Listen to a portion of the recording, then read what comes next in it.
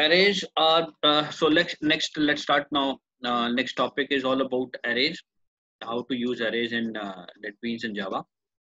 तो arrays का काम ये है कि देखो what happens like हमने थोड़ा डिस्कस किया था ये कि हम लोग if we have if we want to use multiple values, like let's say I want to input 100 numbers and then I want to print the values present in those 100 variables. So it's difficult for me to write input statements for all 100 numbers, right? And then write print statements for all 100 numbers. So that's why we prefer using certain aspect where all the things can be easily managed. So we use arrays in that case, like if I declare one array of the size 100. So with one line only we can create 100 sizes where 100 locations where we can save 100 values, right? So name is one, but it can hold 100 types of values, right? Type should be same, but 100 different values can be saved. हम जैसे array बनाए ARR नाम से, ARR नाम से 100 उसका size दे दिया तो 100 वैल्यूज उसके अंदर हम लोग सेव कर सकते हैं, ठीक है? बट उसमें एक कंडीशन एक ही होती है कि all values should be of similar data type. There's only one condition, all values should be of similar data type. अगर integer है तो सारे integers, अगर वो characters है तो सारे characters, अगर वो strings है तो सारे strings, right? Sorry. So that was the concept of arrays that we just have started last time. Now इसकी practical implementation कैसे है वो मैं आज दिखाता हूँ आपको. हमने we have done this how the array has to be declared.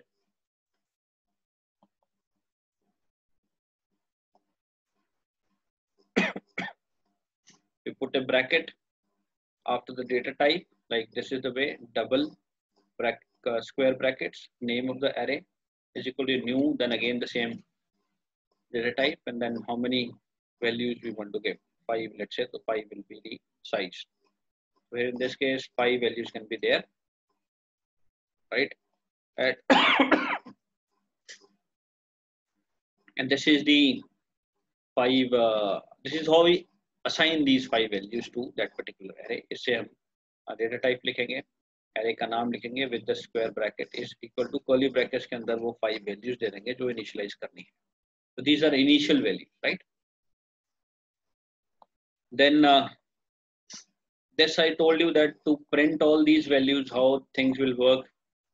We run a for loop which will run from 0. Why 0? Because the first location index number is always 0, right? And we want to run this print statement 5 times. So we'll start from 0 and go up to 4. We'll write less than 5 because we have 5 values. So 0, 1, 2, 3, 4, 5 times it will run. And each time this I will be updated. पहले case में 0, फिर 1, 2, 3, 4, चारों पांचों values जो है वो print हो जाएंगे.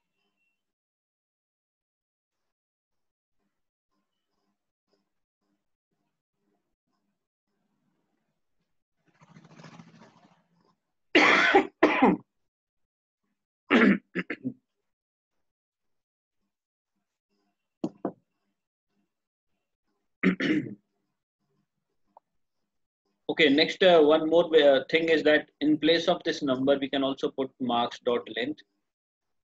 Now this method reads the length of the array, how many characters or how many values we can enter into that array, right? So ये भी एक वे है कि वो लेंथ marks.length डाल देंगे तो वो अपने आप कैलकुलेट कर लेगा क्या उसकी लेंथ है, उतनी बार लूप चलेगा, right?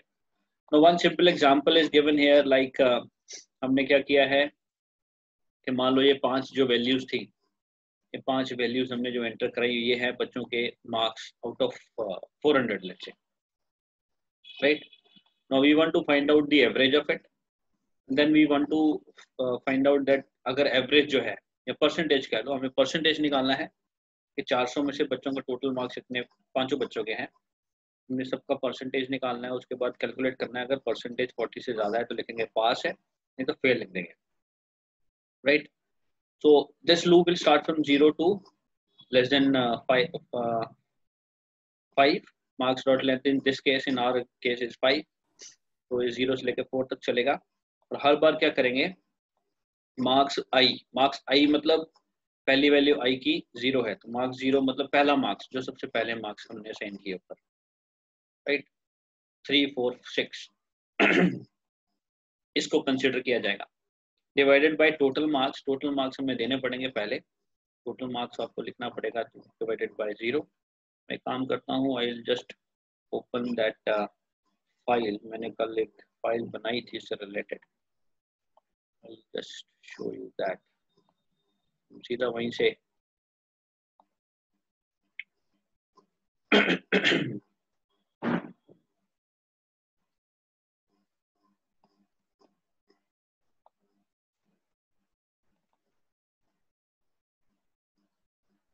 okay, if you can see this is the program that we have made। so अब यहाँ पे एक चीज ध्यान रखनी है हमेशा कि हमने अगर जब भी ये classes sorry your whenever we need to work on arrays, then we have to create a class file, right? it doesn't works on the normal frames, for that we need to go to a class। अब वो class कैसे करनी है मैं बता देता हूँ। जैसे यही प्रोजेक्ट है, ये हमारा प्रोजेक्ट है जावा एप्लीकेशन 3, न्यू फाइल पे क्लिक किया, तो सॉरी ये नया, हाँ ये हमारा प्रोजेक्ट का नाम आ गया जिसमें हम ये फाइल बना रहे हैं। तो हम लोग पहले क्या करते थे, स्विंग जीयूआई फॉर्म में जाते थे, जे फ्रेम फॉर्म पे क्लिक करते थे तो हमारा फॉर्म क्रिएट होता था। But for working in classes we can not go there, we have to go to Java only. Java का पहला ऑप्शन है जावा क्लास, इसको नेक्स्ट करो और यहाँ पे क्लास का नाम दो। जैसे हमने ये न्यू क्लास पहले बनाई हुई है तो नाम चेंज करके ओपन कर दो। जैसे आप ओपन करोगे will get into this window, जैसे ये दिख रही है वहाँ पे आपको ये कोडिंग करनी है, राइट। ये फॉर्म से कनेक्टेड नहीं है, फाइन। तो this is how we can create a class. तो ये थोड़ा ध्यान रखना है कि आप कोई भी न्यू ऑब्जेक्ट करनी है तो यहाँ से राइट क्लिक करके वहाँ हम जे फ्रेम फॉर्म क्लिक करते थे। दो तरीके हैं ना, एक तो यहाँ से, दूसरा है आप इसी जो प्रोजेक्ट है इस पर राइट क्लिक करो, न्यू ऑप्शन है और जे फ्रेम फॉर्म क्लिक करेंगे फॉर्म बनाने के लिए। और अगर आपको एरेज हैंडल करने तो जावा क्लास पे क्लिक करना है, ठीक है। तो जैसे आप क्लिक करोगे ये पहली लाइन ऑटोमेटिकली आ जाएगी, पब्लिक क्लास जो नाम आपने दिया है क्लास को, न्यू क्लास से एक क्लास बन जाएगी। Then you have to type all this stuff. अब यहाँ पे आपको पहले मेन मेथड टाइप करना पड़ेगा, this is written as it is, हर बार यही लिखते हैं हम लोग, पब्लिक स्टैटिक वॉइड मेन और स्ट्रिंग। दिस में स्ट्रिंग लिखने का मतलब है इसमें स्ट्रिंग एरेज जो है वो हम कंप्यूट कर रहे हैं, यूज कर रहे हैं, राइट। फिर ये हमने एरे डिक्लेयर किया, double square brackets, then name of the array is marks, और हमने इसको 5 वैल्यूज असाइन कर दी, ठीक है, कॉमा लगा के। डबल था तो डेसिमल वैल्यू चले गई, राइट। फिर हमने एक वेरिएबल लिया टोटल मार्क्स, वो हमने ले लिया 400। मान लो ये सारे के सारे मार्क्स 5 बच्चों के हैं और पांचों के नंबर 400 में से इतने इतने आए हैं, राइट। फिर हमने क्या किया, फॉर लूप चलाया। फॉर लूप कहाँ से कहाँ तक, 0 से शुरू किया और मार्क्स डॉट लेंथ ले ली। Marks dot length will calculate कितनी है, 5 है जी, ऑटोमेटिकली 5 ले लेगा ये।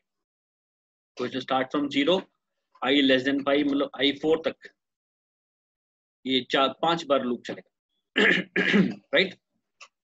First time I 0, so will have a variable here double percentage, इसमें होगा मार्क्स आई इज 0, आई 0 मतलब पहली value 394 divided by total marks कितना था 400, तो 394 डिवाइडेड बाय 400 मल्टीप्लाई 100, वो पहली बच्चा जो है जो फर्स्ट वैल्यू है इसकी एवरेज नहीं परसेंटेज निकल जाएगी, राइट। ऐसे ही नेक्स्ट टाइम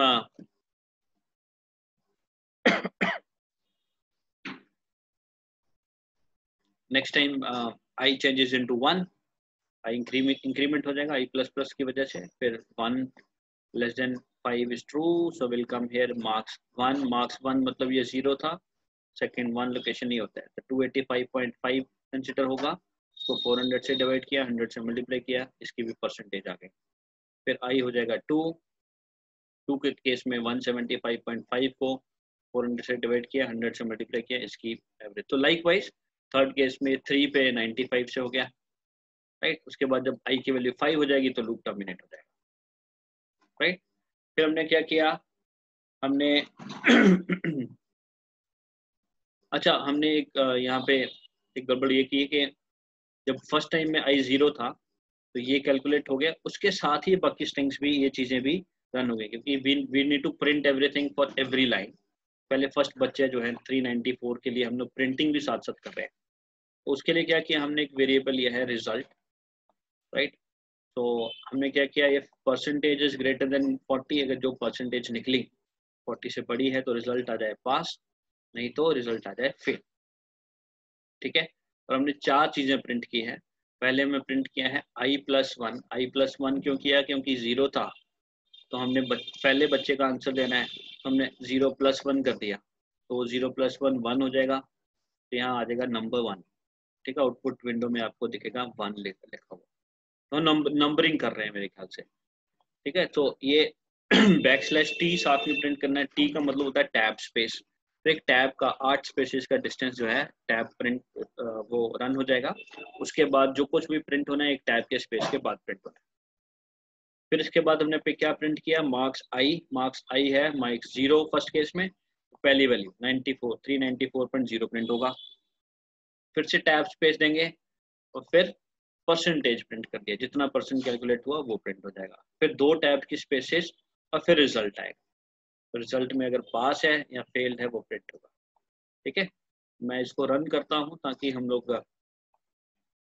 देख लें इसका आंसर क्या है। अब ये फॉर्म्स नहीं है तो आउटपुट कहाँ रन होगा, आउटपुट विंडो में रन होगा, राइट। ये नीचे आउटपुट विंडो है, अभी खुल जाएगी जैसे ही वो फाइल रन होगी।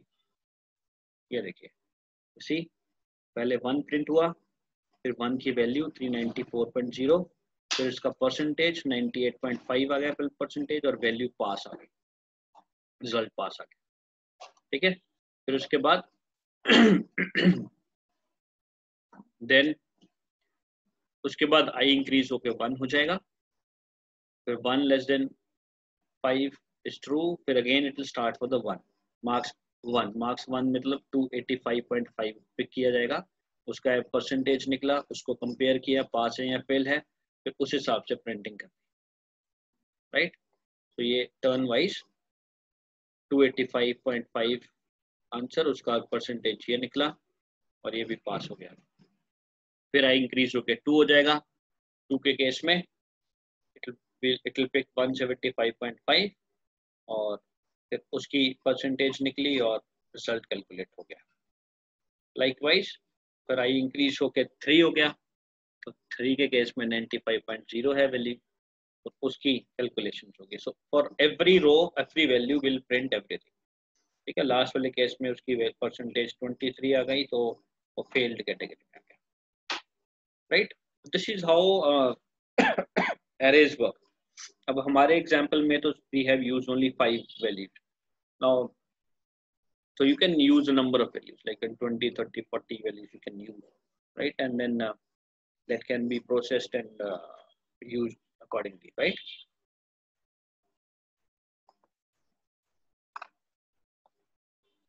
So that's all about arrays में यही concepts हैं, इससे ज़्यादा हमें जाने की ज़रूरत नहीं है। ये सेम प्रोग्राम यहाँ पे भी है किया हुआ बुक में, ठीक है।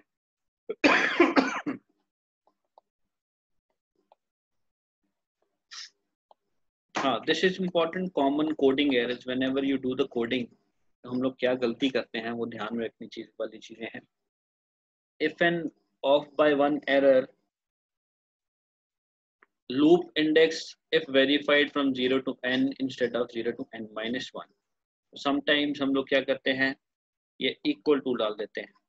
इसका मतलब we have started from 0 तो it should end by 4, अगर वो 5 वैल्यूज है, एरे साइज 5 है तो मतलब वो 5 बार लूप चलना चाहिए। तो हमें यहाँ पे क्या करना है, आई 0 से शुरू करना है। 0 से क्यों, इंडेक्स नंबर पहला 0 होता है, तो इसलिए ये वैल्यू जो है वो less than equal to 5 wrong है, it should be less than equal to 4 या अकेला लेस देन 5 या इक्वल टू हटा दो, राइट। तो instead of 0 to n will use 0 to n-1, right, एक कम, तो will write less than equal to 4 या लेस देन 5 ले लो। लेस देन 5 भी वही हुआ, 5 से कम तो 4 तक ही चलेगा, right.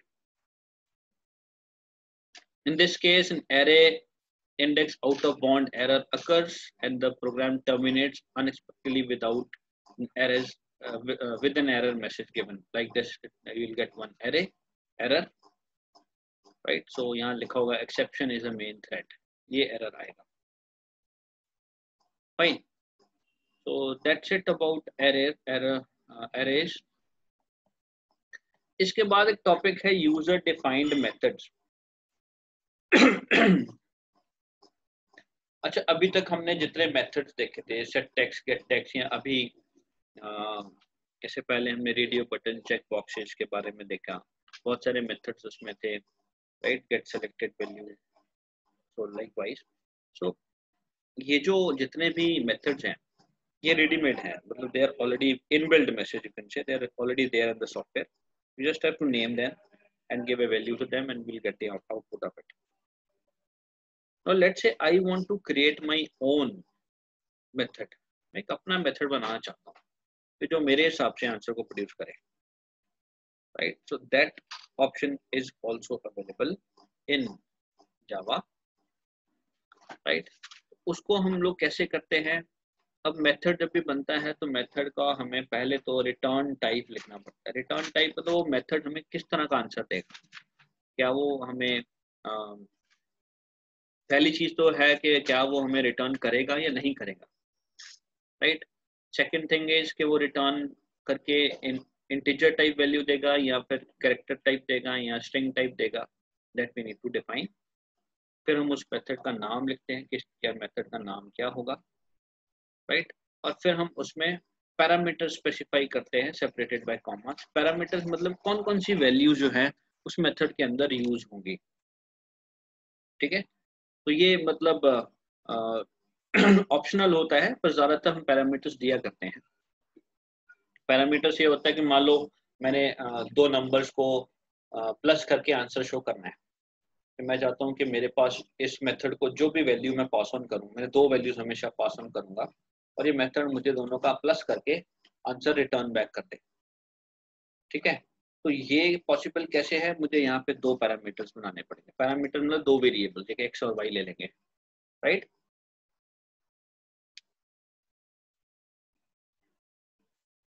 Then those x and y will have those two values, and then we have to calculate as per the requirements, and then simply return the statement. Do you need to have statements here जिससे calculations होंगी? जैसे addition के case में दोनों को add करके एक नए वेरिएबल में डाल दिया, उस वेरिएबल की वैल्यू को हमें रिटर्न भी करना है, क्योंकि जब भी इस मेथड को वैल्यू पास होगी तो मेथड वैल्यू रिसीव करके पैरामीटर्स में डालता है, तो पैरामीटर्स के बाद कैलकुलेशंस करेगा, फिर जो आंसर आएगा वो रिटर्न बैक करेगा, ठीक है। तो हर मेथड का वर्क ऐसे ही होता है। उस मेथड को हम लोग पहले वैल्यूज पास करते हैं, ठीक है। तो वैल्यू पास करने का एक स्टेटमेंट लिखना पड़ता है, फिर उस मेथड में कैलकुलेशंस होंगी और वो रिटर्न बैक करेगा, राइट। तो return statement has to be used here. Then methods की जो जितनी स्टेटमेंट्स उनको हम कर्ली ब्रैकेट्स के अंदर लिखते हैं हमेशा। वाह जी वाह, ये कौन है?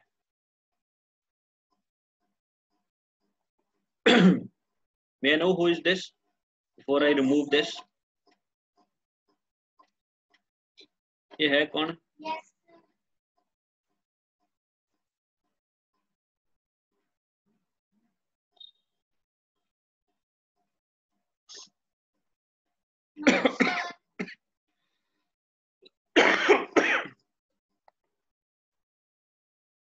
जो भी क्लास होती है। ये कौन है?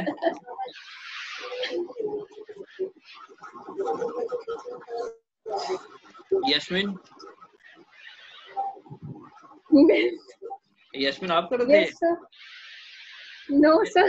स्क्रीन पे स्प्रिंगलिंग कौन कर रहा था?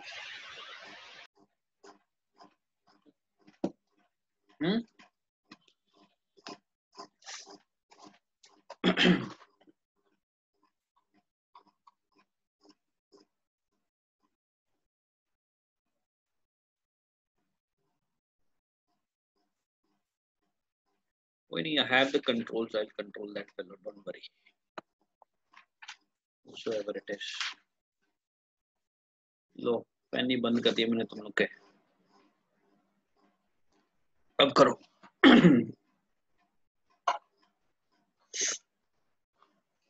Okay, so my point was that we can create these kind of methods, and every method can give you the answer, right?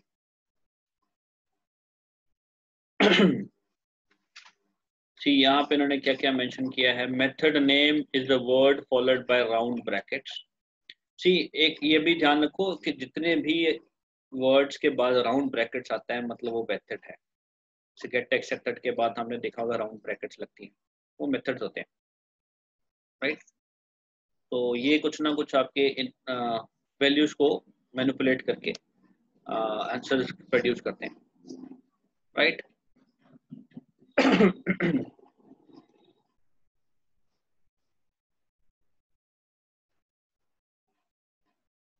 The parameter list placed within the round bracket allows data to be passed into the method. So जो parameter हम लोग, जैसे ये example देखो, static double rectangle area, double data type मतलब double decimal वाली numbers की values enter होंगी, वही रिटर्न होंगी. स्टैटिक में जो एक बार आ गया वो चेंज नहीं होगा. रिटर्न रेक्टेंगल अंडरस्कोर एरिया उस मेथड का नाम है. ब्रैकेट में दो पैरामीटर्स हमने डिफाइन किए, एक लेंथ और एक breadth. Length will have the length values and breadth will have the breadth value. जब भी हम इस मेथड को कॉल करेंगे तो हम दो वैल्यूज पास करेंगे. वो दो वैल्यूज पास होके एक लेंथ वेरिएबल में आएगी, एक ब्रेड्थ वेरिएबल में आएगी. पास कैसे कैसे होता है, पासिंग स्टेटमेंट आगे करेंगे हम. और दोनों को के अंदर डबल डेटा टाइप्स लगा दिए ताकि उनमें भी डबल वैल्यूज आ सके, राइट? सो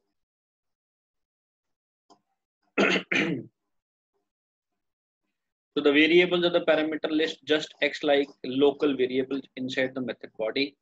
तो ये local variables की तरह काम करते हैं, मतलब हमने जो यहाँ पे variables लिए, जो वैल्यूज यहाँ पे हुई, उन वेरिएबल्स को हम इस ब्लॉक के अंदर यूज करते हैं कैलकुलेशंस के लिए, right? And this main body is written with curly brackets, right? So we do the calculation, we have multiplied these two value, length को ब्रेड्थ से मल्टीप्लाई किया और जो भी आंसर आया वो हमने रिटर्न कर दिया. रिटर्न मेथड जो है, जिस जगह से हमने इस मेथड को वैल्यू पास ऑन की थी, जिस लोकेशन से, वहां पे वैल्यू आंसर को रिटर्न कर देता है, राइट?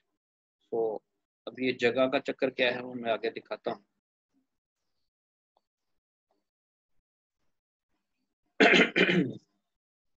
स्टैटिक लिखने का तरीका मतलब क्या था? It allows us to call this method without an invoking object.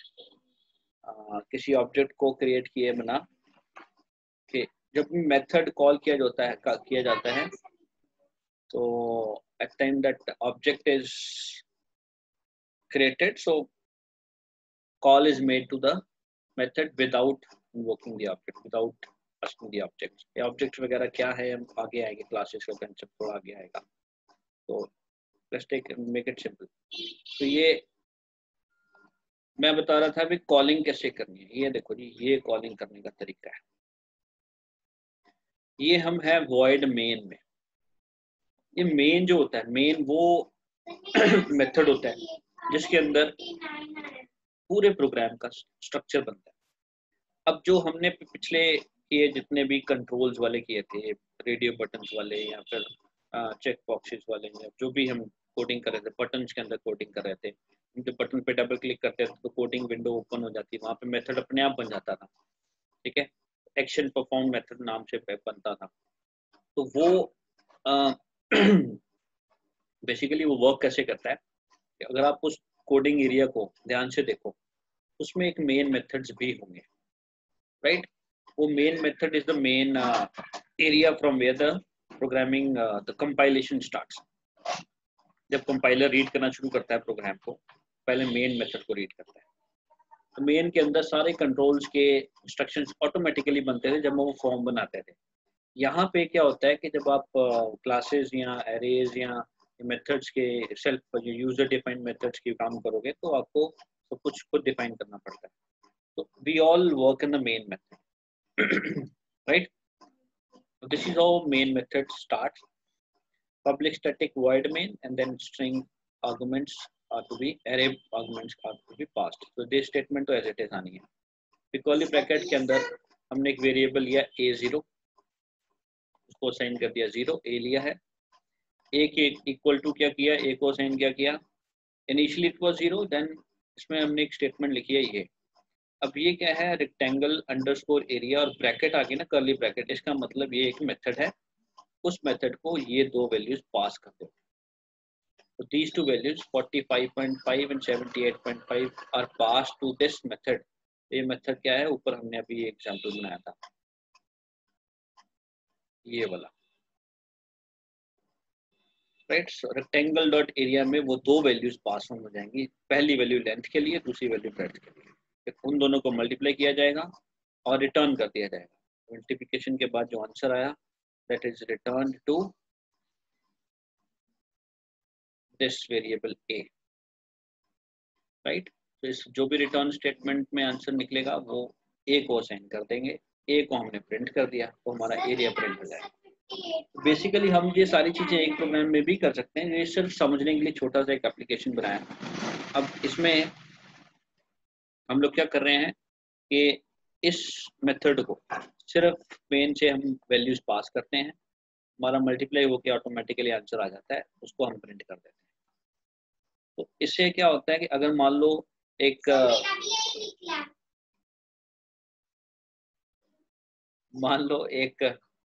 Programme के अंदर एक सॉफ्टवेयर आप मान लो बना रहे हो, उसमें बहुत सारी कैलकुलेशंस की करने की जरूरत है, तो हम हमेशा प्रेफर करते हैं मेथड्स यूज करें कि हमें whenever we need methods, we create methods, we get only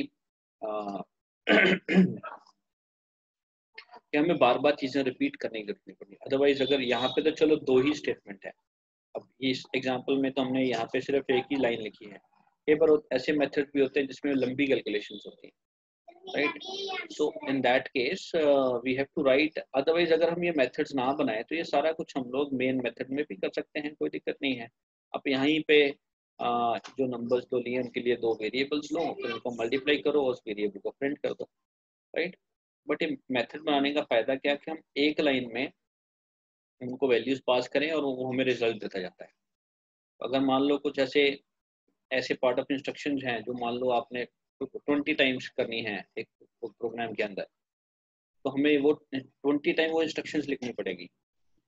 ठीक है. टू अवॉइड दैट हम उन 20 लाइन्स को, 20 स्टेटमेंट्स को एक मेथड के अंदर डालेंगे और सिर्फ एक लाइन से उनको कॉल करेंगे, जैसे ये किया हुआ है, और हमें उसका आंसर मिल जाएगा. तो 20 times we can do this. हम यहाँ पे फॉर लूप लगा दें, 20 बार इसको चलाएं फॉर लूप को, तो 20 टाइम्स ये आंसर सारे जो हो जाएंगे.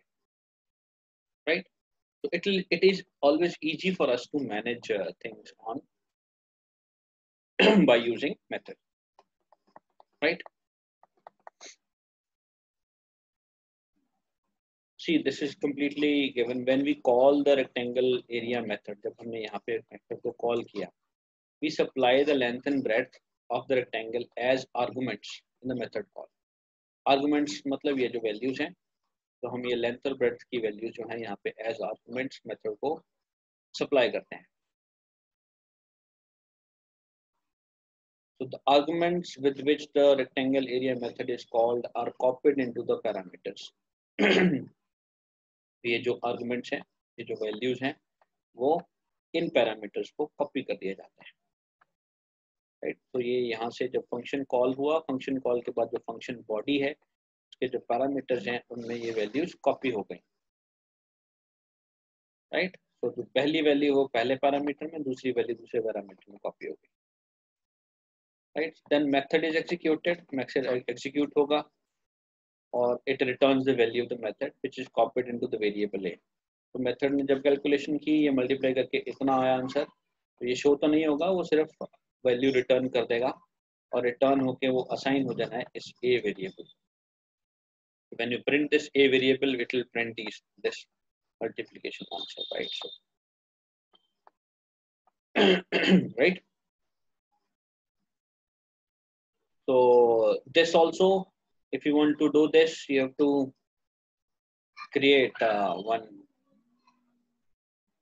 class, new class like this, जैसे हमने पहले किया.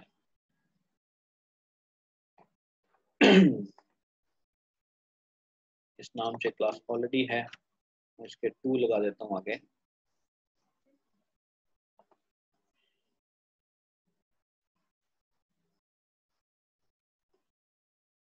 राइट, ये जो पहले सब कोड है ये आप हटा सकते हो. बैक स्पेस में रिमूव कर देता हूँ. ये देखो अपने आप क्लास नाम से बन गया. आपको जो कुछ भी करना है आप इस क्लास में कर सकते हो. फर्स्ट लाइन जो है, I'll copy it from here. Right, then we need to write the next part of the statements. We can copy it from this place also. So ये आपका main, ये main method का data है.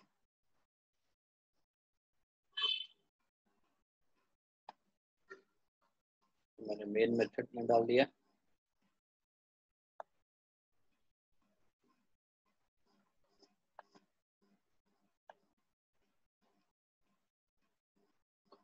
Fine. Then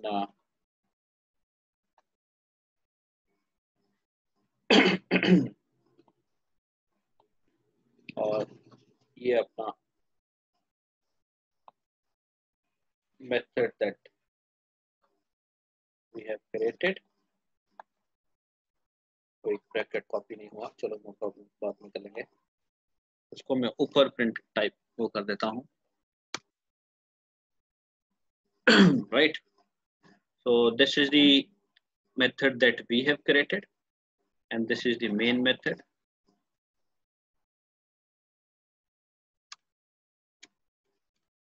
Right, so when you run this, what happen is it will run the main method first.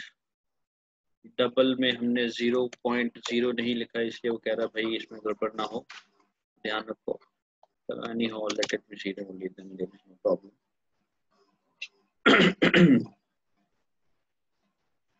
Let's run this file.